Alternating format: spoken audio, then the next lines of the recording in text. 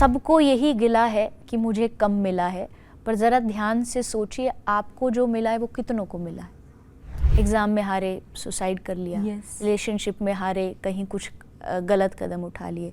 आपकी लाइफ जैसा आप चाहते हो बेहतर बने वैसा कभी नहीं होती, जो है वही बेहतर होता है, और इसको समझने में बहुत टाइम लग जाता है। और जो इसको समझ गया वो जीवन में सबसे सुखी आत्मा है, उससे बेहतर कुछ हो नहीं सकता। अगर मैं किसी जेनजी को बोलूँ, आज की जनरेशन को, कि आपको स्पिरिचुअलिटी फॉलो करना चाहिए, बट वो मुझे बोल देंगे क्या बोल रहे हो आप। तो उन्होंने नशा ट्राई किया, फिर भी वो डिप्रेस्ड हुए।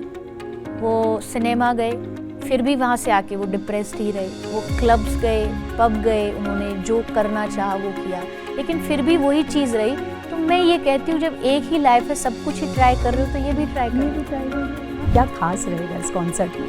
तो ये हमने एक ऐसा एक्सपीरियंस बनाया कि 2-2.5 घंटे, ऑलरेडी मैं कथा करती हूँ मतलब, लेकिन वो 3 घंटे शायद 7 दिन निकाल पाना उनके लिए मुश्किल हो जाता है। तो हमने एक दिन में ये संगीत के माध्यम से भक्ति उन तक पहुँचाने का प्रयास किया है। आपने कहा आज की जो यूथ है, यंग जनरेशन है, वो एक जगह किसी भी चीज़ पर टिकती नहीं है, या आप यूँ कह लो कि बहुत ज़्यादा रिएक्टिव है। अभी उनका जो कॉन्शियस माइंड है वो अभी डेवलप जब वो करने लग जाते हैं, तो वो अपने आप ही वो गंभीरता आ जाती है कि आप 4 घंटे मंदिर में बैठो तो ही आप कनेक्ट कर पाओगे भगवान से।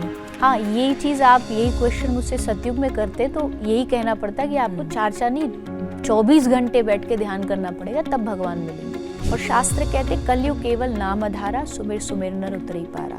मतलब काम करते रहो, नाम जपते रहो, हर समय कृष्ण का ध्यान धरते रहो, अपने रथ को सुमारग लगाते चलो, कृष्ण गोविंद गोपाल गाते चलो। जैसे एक आजकल नया ट्रेंड आया, शायद आपने देखा होगा कि लोग हाथ में काउंटर एक रखते हैं, जी। तो it's a very nice thing. इसके पर भी बहुत डिबेट होती है कि भगवान का नाम गिन के क्यों। ट्यूसडे है, आज हम नॉनवेज नहीं खाएंगे, लेकिन हम वेंसडे खा सकते हैं, संडे खा सकते हैं। ऐसे स्पेसिफिक वाले बहुत, ऐसे कैटेगरी वाले बहुत लोग हैं। नहीं, ये तो वैसे ही है कि सोमवार को मैं अच्छा आदमी बन जाऊंगा, मंगलवार को बनने की जरूरत नहीं है, शनिवार को फिर मुझे याद आ जाएगा कि मैं इंसान हूँ और मैं फिर अच्छे कर्म करने लगूंगा। मतलब ये गलत है, सही है, क्योंकि कहीं से तो इसकी शुरुआत हुई है, जो आज भी कलयुग में से फॉलो किया जा रहा है। हिंसा आप किसी भी दिन करो, आप किसी भी जीव को आप कभी भी मारो, वो हर दिन सेम ही पाप लगने वाला है। क्योंकि जब अच्छे इंसान की पहचान है दया। अगर आपके भीतर दया नहीं है, आपके भीतर काइंडनेस नहीं है, तो आप अच्छे इंसान की कैटेगरी में मेरे ओपिनियन में नहीं हो सकते। तो जैसे कि आपने अपने इंटरव्यू की शुरुआत में ही कहा कि मन की शांति बहुत ज़रूरी है, ये कैसे और कहाँ मिलती है? हम इसे खरीद सकते हैं? किसी मॉल में नहीं मिलेगी, किसी मार्केट में नहीं मिलेगी, ये तो आपको खुद को कमानी पड़ेगी, ये तो अंदर से आपको पैदा करनी पड़ेगी। एक ऐसी संध्या होगी जो आपके जीवन को भगवान से जोड़ने का काम करेगी। जी बिल्कुल। क्या मुझे इस पर डिस्काउंट मिल सकता है? अरे आप अभी चलो हमारे साथ, कोई आप बिल्कुल, आपको स्वागत है, आप जरूर आइएगा, हम इंतजार करेंगे आपका। नमस्कार, आप देख रहे हैं न्यूज़ नेशन, मैं हूं आपके साथ सोनाली। दोस्तों, आज दुनिया के पास ना सब कुछ है, पैसा है, करियर है, टेक्नोलॉजी है, AI है, आर्टिफिशियल इंटेलिजेंस भी है, लेकिन अगर कुछ सबसे ज्यादा मिसिंग है ना, तो वो है मन की शांति। एंजाइटी बढ़ती जा रही है, रिश्ते टूट रहे हैं, लोग सक्सेस के पीछे भाग रहे हैं, लेकिन हैप्पीनेस कहीं खोती जा रही है। ऐसे में सवाल ये है कि आखिर इंसान को सुकून मिलेगा कहाँ? इन्हीं सवालों का जवाब देने के लिए आज हमारे साथ हैं spiritual preacher, the one and only Chitralekha ji. A very warm welcome to Chitralekha ji. क्यों जी, कैसे हो आप? राधे राधे, मैं एकदम ठीक हूँ जी। सो बहुत सारे अपकमिंग प्रोजेक्ट्स आने वाले हैं आपके जी, प्लीज़ इसके बारे में हमारे दर्शकों को, अपने फैंस को ज़रूर बताएं। ये कॉन्सर्ट कहाँ होने वाला है और क्या खास रहेगा इस कॉन्सर्ट में? अभी रिसेंटली तो यही प्रोजेक्ट है कि हम, आई थिंक प्रोजेक्ट भी नहीं है, ये हमारा पूरा हृदय है, दिल लगा करके जो हमने बनाया है, अनंतनाद। एंड ये एक स्पिरिचुअल म्यूज़िकल एक्सपीरियंस है, बट आज के टाइम को देखते हुए नाम देना ही था, तो हमने उसको कॉन्सर्ट नाम दिया। बट बेसिकली मुझे लगता है कि जब भक्ति और संगीत, जब दोनों एक दूसरे से मिल जाती है, तो जन्म होता है अनंतनाद का। एक ऐसा नाद, एक ऐसा अल्टीमेट साउंड जो आप वहाँ आओगे, उसका एक्सपीरियंस लोगे, उसके बाद भी आपके कान में और आपके दिल में चलता रहे, एक ऐसा नाद, ऐसी ध्वनि, ऐसा शब्द वहाँ पैदा हो। तो अनंतनाद इसलिए हमने इसका नाम रखा। एंड सेकंड, ये एक एक्सपीरियंस है जो आपको पूरे एक तो भारतवर्ष की यात्रा कराएगा जी। आप रहेंगे दिल्ली में, पर हम आपको सब जगह की यात्रा कराएंगे, भक्ति के बारे में बताएंगे, कुछ थोड़ी भगवान की स्टोरीज भी होंगी, कुछ भगवान की बातें भी होंगी, लेकिन बेसिकली इसमें संगीत होगा, म्यूज़िक होगा, और म्यूज़िक के थ्रू हम भक्ति लोगों तक पहुंचाने का प्रयास करेंगे, क्योंकि आज की ये नीड भी है। आज के टाइम में आई थिंक अगर मैं डायरेक्टली किसी को बोलूँ भक्ति करो, एंड स्पेशली आज की यंग जनरेशन को, तो थोड़ा सा उनको हेजिटेशन लगती है या माइंड नहीं एक जगह कॉन्सेंट्रेट कर पाता है।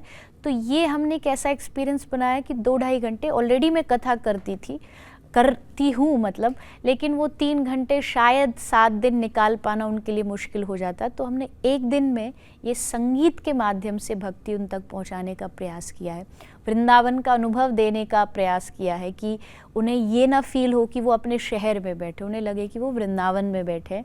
वहाँ की एंट्री से लेके एग्ज़िट तक, वहाँ की विजुअलाइजेशन, वहाँ का एटमॉस्फेयर, वहाँ की स्मेल, सब कुछ वृंदावन जैसा उन्हें फील दे। एंट्री हो तो उन्हें लगे कि वो किसी ऑडिटोरियम में नहीं बल्कि एक मंदिर में आए हैं।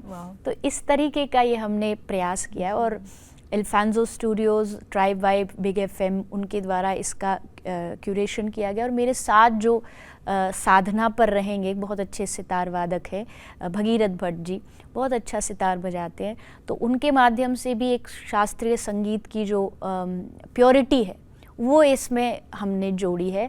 एंड मीराबाई के पद, सूरदास जी के भाव, कबीरदास जी के भाव, मंत्रा, स्तोत्र, सब ला करके इस अनंतनाद को बनाया। जेनजी के लिए ये कितना खास होने वाला है?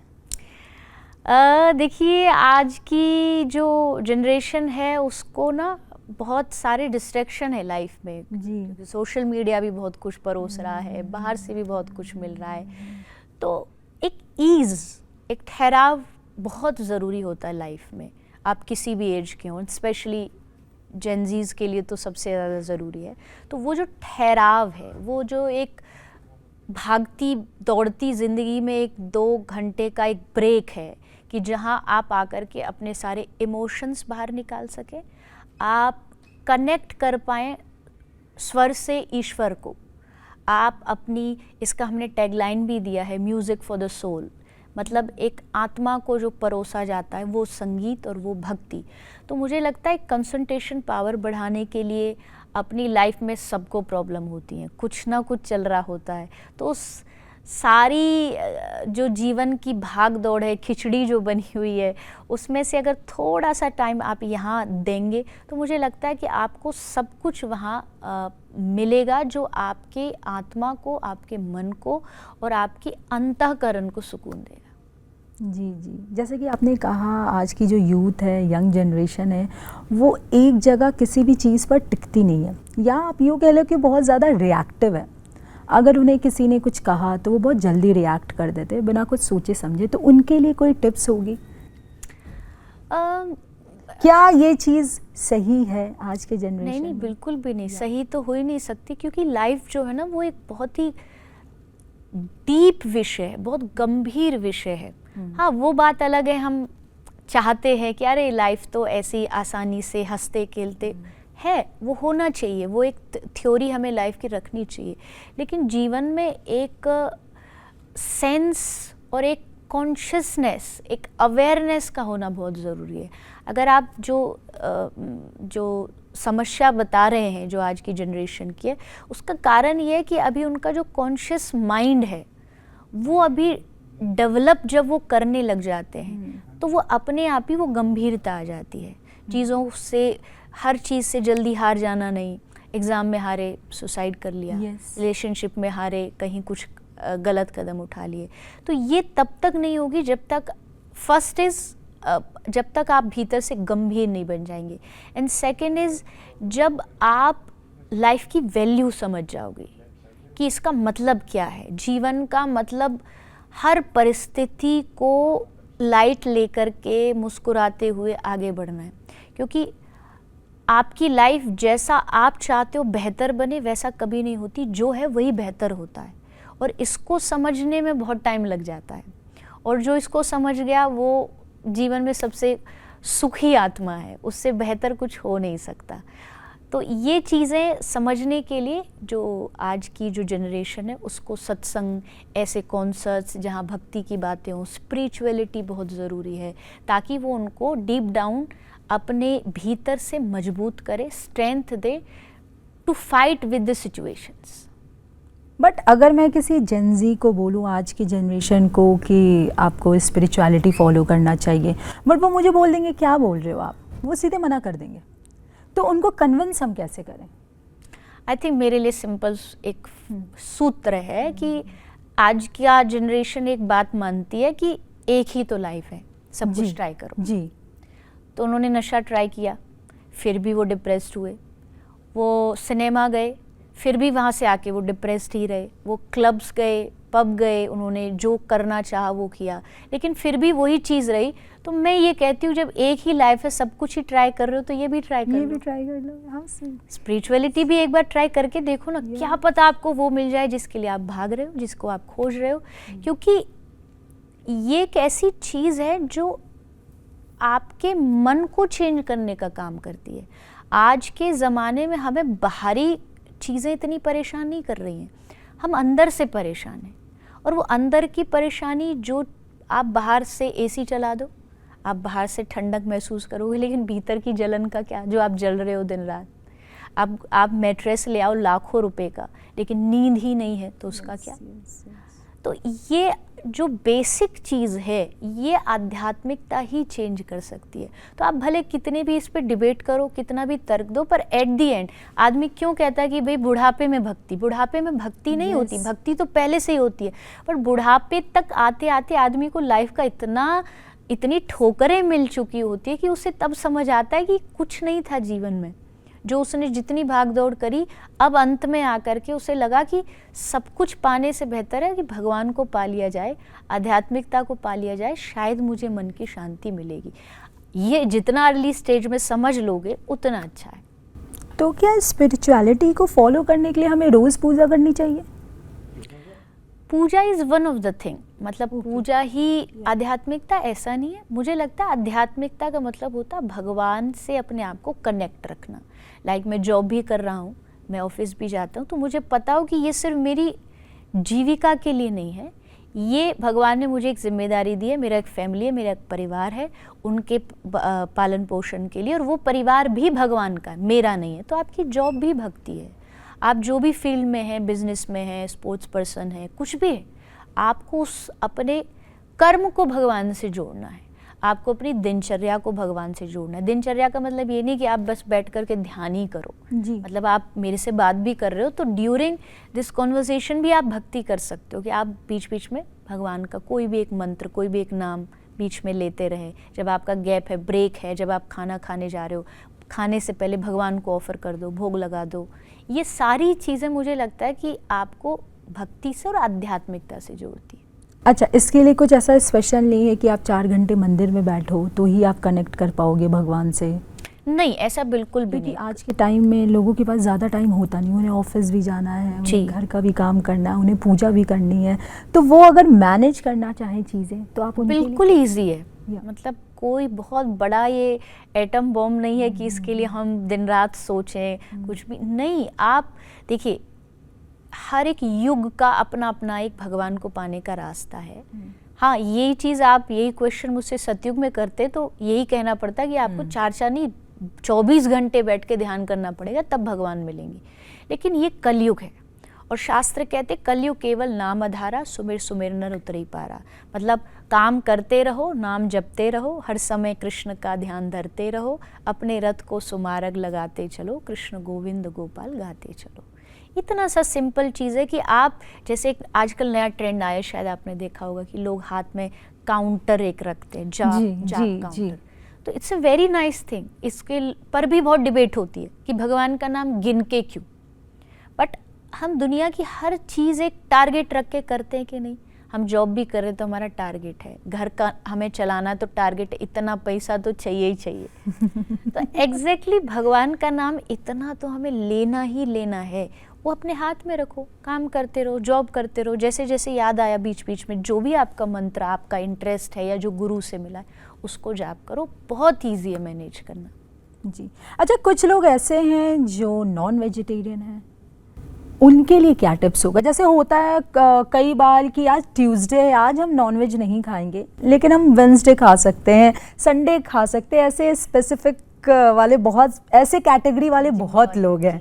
आई गेस हर दूसरा बंदा, मतलब हमारे देश में तो खासकर है। तो क्या ट्यूसडे को नहीं खाओगे तो भगवान खुश रहेंगे और वेंसडे को खाओगे तो भगवान दुखी रहेंगे? नहीं, ये तो वैसे ही है कि सोमवार को मैं अच्छा आदमी बन जाऊंगा, मंगलवार को बनने की जरूरत नहीं है, शनिवार को फिर मुझे याद आ जाएगा कि मैं इंसान हूँ और मैं फिर अच्छे कर्म करने लगूंगा। मतलब ये गलत है, सही है? क्योंकि कहीं से तो इसकी शुरुआत हुई है जो आज भी कलयुग में से फॉलो किया जा रहा है। देखिए, ये कोई शास्त्र में तो कहीं लिखा नहीं, ये तो हमने अपने मन से बनाया, और आई थिंक ये हमारा एक्सक्यूज है अपने आप को बचाने का। ये कहीं रिटर्न में नहीं है कि वहां लिख दिया गया था कि मंगल को नहीं खाओगे तो आप बड़े अच्छे इंसान माने जाओगे।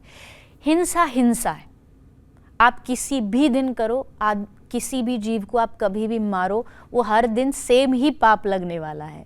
एंड जहाँ तक बात नॉनवेज की रही, देखो I am a very very big animal lover, जहाँ पे मैं खुद एक हॉस्पिटल चलाती हूँ गायों के लिए, पशुओं के लिए। वहाँ कम से कम 400-500 गायें हैं जी, वृंदावन के पास। वहाँ कम से कम 100-200 पेट्स हैं, डॉग है, कुत्ते, बिल्ली, हॉर्सेस सब हैं, सबका हम ट्रीटमेंट करते हैं। तो मुझे तो लगता है कि मुझे अगर मौका मिले, भगवान एक पावर दे, तो मैं तो सारी दुनिया से हिंसा, खाने वाली जो हिंसा है कि लोग सिर्फ टेस्ट के लिए खा रहे हैं। जब मन किया आपने किसी पशु को मार लिया, आपने प्लेट में रख लिया, and then you are saying कि मैं एनिमल लवर हूँ, या आप ये भी कह रहे हो मैं एक अच्छा इंसान हूँ। मुझे नहीं लगता, क्योंकि जब अच्छे इंसान की पहचान है दया, अगर आपके भीतर दया नहीं है, आपके भीतर काइंडनेस नहीं है, तो आप अच्छे इंसान की कैटेगरी में मेरे ओपिनियन में नहीं हो सकते। आपको अच्छा बनने के लिए सबके दुख को समझना पड़ेगा, सबके पेन को समझना पड़ेगा। अब आपको पता है कि जिसको आपने प्लेट में रखा वो कितने स्ट्रगल से गुजरा होगा, कितनी बार चीखा चिल्लाया होगा, और फिर भी आप उसको बड़े बड़े इतरा के और बड़े खुश होके खा रहे हैं। It's very juicy, it's very tasty. नहीं, किसी का खून, किसी का मांस, किसी का जीवन, किसी का शरीर आपका खाना नहीं हो सकता। भगवान ने नेचर बनाया है, नेचर में बहुत सारी अच्छी चीज़ें बनाई हैं, अच्छी चीज़ें, हेल्दी चीज़ें, वो सब खाइए, पर किसी की जान मत खाइए। जी, ये बिल्कुल सही बात है। अच्छा, क्योंकि इसकी बात हो रही है, रामायण का ट्रेलर आया, आपने क्या वो ट्रेलर देखा? जी। कैसा लगा आपको ट्रेलर? अच्छा है, बढ़िया है। देखो, अब कुछ कह नहीं सकते, बट अच्छा बिल्कुल है, कह सकते हैं, क्योंकि किसी ने बहुत परिश्रम, बहुत मेहनत करके उसे बनाया। पर क्या है ना, हम आध्यात्मिकता से जुड़े लोग हैं और सनातन धर्मी लोग हैं, तो एक दिमाग में एक तो पुरानी रामायण जब भी बात होती है वो कंपैरिजन होना ही होना है, और वो सात्विकता, वो इनोसेंस जो उस समय का है, क्योंकि युग बदला है। अब हम आज के युग में माता सीता, भगवान राम, इनकी जब भी बात करते तो हमारे दिमाग में वही आता है, और त्रेता युग की जो सात्विकता है वो आती है। तो आई थिंक थोड़ा सा अगर वो और हो जाता पहनावे में क्योंकि अभी तो सिर्फ ट्रेलर है, उसमें पूरा तो नहीं आया। बाकी ओवरऑल मैं कहूँगी कि ऐसी चीज़ें अच्छी हैं, अपने धर्म के लिए बहुत अच्छी हैं, होनी चाहिए, होती रहनी चाहिए। जहाँ हम बच्चों को गलत चीज़ें परोस रहे हो, कुछ गलत चीज़ें सिखा रहे हो, उससे लाख बेहतर है कि आप अपने कोई धर्म की चीज़ों को लोगों तक पहुँचा रहे हैं। जी। अच्छा, क्योंकि ट्रेलर आया है, क्योंकि हमारे देश में बहुत लोग कनेक्टेड है रामायण से, हमारे देश की कहानी है, तो कई लोगों को ये बात खटकी हुई कि जैसे आपने कहा कपड़ों को लेकर बहुत सारी कंट्रोवर्सीज हो रही है, तो इस पर आपका टेक क्या है? देखिए, जब रामायण बनी थी, रामानंद सागर जी वाली, मुझे जितना नॉलेज है, जितना मुझे पता लगा, एक स्क्रिप्ट बनी थी, और स्क्रिप्ट बनने के बाद भारत के जितने भी उस समय के अच्छे नामी संत थे, उनके पास वो स्क्रिप्ट भेजी गई थी कि इसको पास किया जाए। इसमें जहाँ जहाँ आपको कमी लगती है आपकी रामचरितमानस के हिसाब से या किसी भी चौपाई के हिसाब से तो हमें बताया जाए, वो अप्रूवल लिया गया था। तो आई थिंक चाहे वो रामायण हो या महाभारत हो या कोई भी हमारी पुरानी परंपराओं से जुड़ी हुई भावनात्मक चीज़ों, उनसे आध्यात्मिक लोगों का अप्रूवल लेना बहुत ज़रूरी होता है। आप किसी से पूछे ना पूछे, क्योंकि जब आप बॉलीवुड चीज़ बनाते तो आपका काम होता है आप सेंसर बोर्ड से सारी चीज़ अप्रूव कराते हो, लेकिन आध्यात्मिक चीज़ों का सेंसर बोर्ड संत महापुरुष होते हैं। उनसे जानना ज़रूरी है कि इसमें कहाँ कमी है, बोलने में, शब्दों में या व्यक्तित्व में, पहनावे में, या उसका कहीं जो माता सीता का, प्रभु राम का जो वो भाव है वो ना मिट जाए। तो वो कोई भी बनाए भविष्य में भी, तो मुझे लगता है कि सारे धार्मिक संतों से उसका अप्रूवल लेना चाहिए।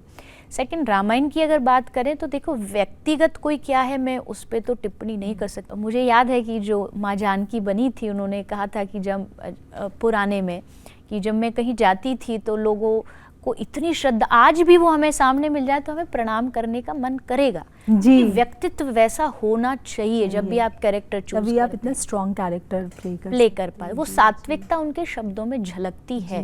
तो मुझे लगता है इस चीज़ का ज़रूर ध्यान रखना चाहिए। लवली। अच्छा, जैसे कि आपने अपने इंटरव्यू के शुरुआत में ही कहा कि मन की शांति बहुत ज़रूरी है, ये कैसे और कहाँ मिलती है?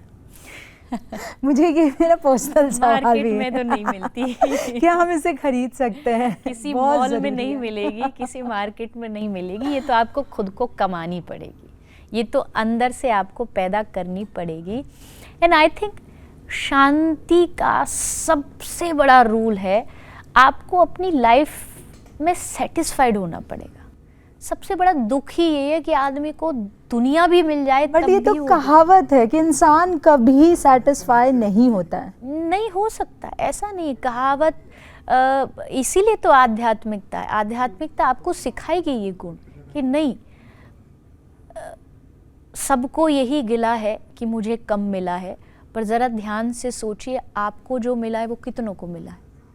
इस दुनिया में, भारत में अनेक ऐसे बच्चे हैं जिनके पास खाने को खाना नहीं है, रहने को छत नहीं है। अगर आप उनकी तरफ एक बार भी देखेंगे तो आपको अपनी लाइफ एकदम हाई क्लास लगेगी। आह क्या बढ़िया भगवान ने जीवन दिया है। तो जब तक आपके भीतर ये नहीं आएगा, और ये आध्यात्मिकता देती है, आध्यात्मिकता आपको सिखाती है कि आपके जीवन में भगवान की बहुत बड़ी ब्लेसिंग्स हैं, कृपा है। आप एटलीस्ट सुबह उठ पा रहे हो, ये भगवान की बहुत बड़ी कृपा है। जब आप सुबह, हम ग्रेटफुल नहीं है इन चीज़ों के लिए, ग्रेटफुल नहीं है कहीं ना कहीं। एक मैंने बहुत पुराने समय में एक प्रैक्टिस की थी, मुझे किसी ने बताई थी कि एक डायरी मेंटेन करो और उसमें एवरी डे 10 चीज़ें लिखो अपनी लाइफ की जो आपकी बेस्ट हुई हैं, छोटी हो बड़ी हो कुछ भी हो। एटीट्यूड ऑफ ग्रेटिट्यूड, मतलब आप सुबह उठ पाए, फर्स्ट थिंग भगवान का धन्यवाद। जब तक आप थैंकफुल नहीं होंगे किसी भी चीज़ के लिए भगवान के प्रति, तब तक आपकी अशांति बनी रहेगी दिमाग में। तो उसको बनाने के लिए आपको भगवान को धन्यवाद। बहुत सुंदर लाइन किसी ने कही कि मैं तब तक अपने जीवन में महंगे और ब्रांडेड जूतों के लिए शिकायत करता रहा जब तक मैंने एक ऐसा व्यक्ति नहीं देखा जिसके पैर ही नहीं थे। तो तब आपको उस पैर की कीमत समझ आती है। आप अपने हाथ में, आपका बर्थडे है, एनिवर्सरी है, कोई आपको गिफ्ट ला के देता है, उसने महंगी घड़ी दी, आपने थैंक यू बोला, लेकिन जिसने हाथ दिया, जिस पे आप वो बांधोगे, उस हाथ देने वाले को आप धन्यवाद करना भूल जाते हो, जीवन देने वाले को धन्यवाद भूल जाते हो। तो ये जब आप प्रैक्टिस करोगे ना धन्यवाद वाला, थैंक यू वाला नेचर, हाँ। तो ऑटोमेटिकली आपको ये संतोष, सेटिस्फेक्शन लाइफ में मिल जाएगा। वाह, बहुत खूबसूरत। मैं चाहती तो हूँ मैं आपको 24 घंटे सुनूं, बट प्लीज़ जाते जाते हमारे दर्शकों को, अपने फैंस को ज़रूर बताएं आपका जो कॉन्सर्ट आने वाला है क्यों इतना खास है, इसे गलती से भी ना मिस नहीं करे, स्पेशली जेन ज़ी। हाँ बिल्कुल, ये मिस करने लायक है भी नहीं, क्योंकि यहाँ आपको बहुत कुछ मिलेगा। जिस शांति की हम बात कर रहे हैं, आई थिंक यहाँ मिल जाएगी आपको। क्योंकि जब आप यहाँ बैठेंगे, जब आपको सितार की नाद, बांसुरी की ध्वनि, हमारे शब्दों के माध्यम से गाए हुए संगीत जब आपको मिलेंगे, तो वो आपकी रूह को सुकून देंगे, आपकी आत्मा को सुकून देंगे। और आई थिंक आज के टाइम की वो सबसे ज़्यादा नीड है, क्योंकि हर आदमी, जैसा हमने कहा कि भाग तो रहा ही है, परेशान तो है ही, तो ये जगह उसको एक सुकून देती है, उसकी लाइफ में एक वैल्यू ऐड करती है। तो आई होप कि जो वहाँ आएंगे, जो उस चीज़ को देखेंगे, समझ पाएंगे ये कि मैं ये बात क्यों कह रही हूँ। उसके लिए आपको आना बहुत ज़रूरी है। 23 अगस्त को यशोभूमि दिल्ली में शाम को 7:30 बजे एक ऐसी संध्या होगी जो आपके जीवन को भगवान से जोड़ने का काम करेगी। जी बिल्कुल। क्या मुझे इस पर डिस्काउंट मिल सकता है? अरे आप अभी चलो हमारे साथ, कोई आप बिल्कुल, आपको स्वागत है, आप ज़रूर आइएगा, हम इंतज़ार करेंगे आपका। जी जी, thank you so much for joining us. और प्लीज़ आप ऐसे ही आते रहिए, ये क्योंकि बहुत ही छोटा सा इंटरव्यू और पॉडकास्ट हुआ है। हम चाहेंगे कि आपके साथ अच्छे से विस्तार में लाइफ, जिंदगी को जानना है। या थैंक यू सो मच धन्यवाद, राधे राधे। Thank you. तो ये थी चित्रलेखा जी के साथ हमारी खास बातचीत। बाकी के अपडेट्स के लिए आप बने रहें और देखते रहें सिर्फ और सिर्फ न्यूज़ नेशन।